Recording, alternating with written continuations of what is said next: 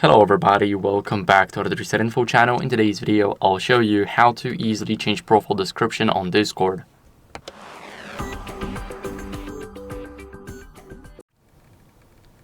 So first, if we want to change our description, we want to go over and click on our profile in the top left, bottom left corner.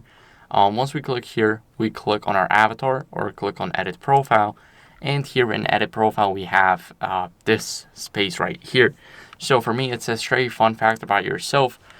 Here we can enter everything. So we can enter our profile description right here. So for example, hello everybody, and welcome to our channel. As you guys can see, now whenever we leave, we need to click save at the bottom. And now our profile has its own description. So that's how you guys can do it. Thank you for watching. If you enjoyed this video, make sure to leave a like, subscription, and a comment, and I'll see you in the next one. Bye.